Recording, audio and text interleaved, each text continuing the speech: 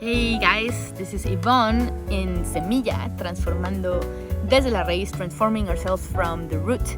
Just recorded this episode in Spanish, so hopefully now the ideas will flow better in English. One of the reasons why I want to talk right now in this gorgeous place, I was just walking by and I saw this rubbish bin with a graffiti in it. I am a big fan of urban art. This one was particularly interesting to me. It said this quote, "Never let a good crisis go to waste." And I thought, that's so true.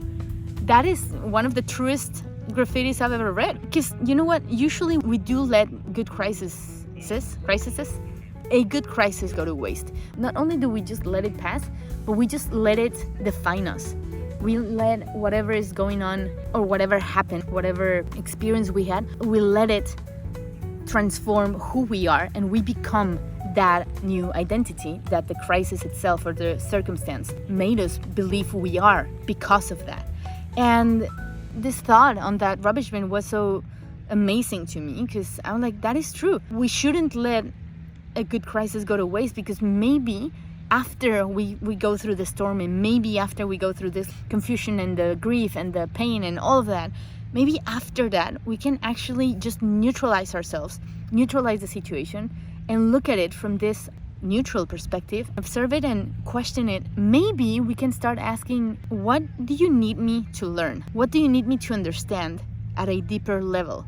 We now have a choice, and the choice that we have is, what do we want to become after this situation and because of this situation? And a lot of the times when we don't become aware of the fact that we have a choice internally to adapt and to adopt a new identity because of what happened, a new identity because of what we experienced, we do that so automatically, we don't really see that we are becoming what we think and what we are experiencing. So if we don't become aware that we actually get to decide what we become after the fact has happened, then we just continue going automatically, auto. And then what will happen is that we just continue being that one version that we were unconsciously. We were just acting in that way. The thing is, every single thing that happens in our life leaves a mark, leaves a signature, leaves an energy, leaves a memory. And that memory makes us believe something about the circumstance and about ourselves in the circumstance. So it starts molding a little bit of our personality, our way of reacting and acting into things. So we responded emotionally, we responded mentally, we responded energetically with what we had as a personality. But usually we don't stop to think about, what was it that happened, just as a factual thing. What is it that happened? How did I react to that? How did I feel about it? What was I thinking in the moment? And that thought, what made me feel? How did that make me experience the fact that was happening? Because if we can look at it from that neutral perspective, it might not be possible, but if you're capable for a second to just neutralize it and look at it from that and detach yourself from that identity and just say, okay, this happened to this person who was feeling this way and was thinking this way. In which way now could I react differently? What is it that it's telling me about those patterns of behavior that I could actually shift in the future, that have made me repeat this type of circumstances in my life? Maybe it's a different scenario, maybe it's a different person, maybe it's a different country, whatever you are experiencing.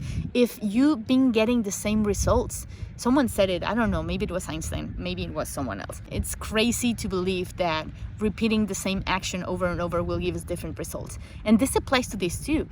If we don't really understand what each circumstance is telling us about ourselves and about what we need and about what we desire and about how we've been acting and maybe enabling this type of behavior in ourselves so that we get ourselves into those situations, or that we have certain type of conversations or don't have them, whatever has been happening, if it has been recurring, maybe there is information there that we haven't really stopped and heard and analyzed and felt. Maybe we don't realize yet that we do have the option, the conscious option, to stop and look at ourselves as something detached from that identity and realize that maybe this circumstance that I'm experiencing could have some clues as to what is it that I can do with it moving on. What is it that I can shift?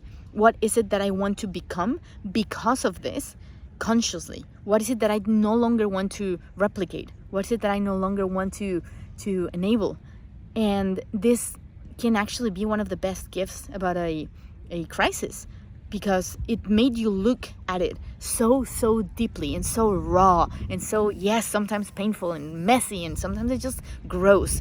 But had it not been so painful or so uncomfortable, you probably would not have cracked open so deeply. You probably would not have had to look inside, like so deep inside, and remove all of that mud and all of that rubbish that was in there, to actually look at your core and to actually question, hey, is this what I really desire? Is this really what I want? Or why do I keep on repeating and repeating and repeating? Why do I keep on thinking that I have to be this one person? Why do I identify with this? What if I shift it? What if I use this experience right here to question myself if this is the person that I want to continue to be? Or if this is now my permission to actually decide whether I want to change that pattern, or if I want to explore deeper on how can this situation be of my service instead of being something that will keep me stuck for a very long time. So perhaps this crisis shouldn't go to waste this time. Perhaps this crisis is actually a gift in disguise, because it's making you look at the things that potentially can help you transform to the best version that you've been so far, to the best life that you want to have so far. This is the graffiti that I saw. I think it's wonderful. If you can, look at it often and just ask yourself, what if we could actually make the best out of a crisis? What if it were here to be the best teacher we've had thus far? I'm Yvonne, and I'll see you next episode.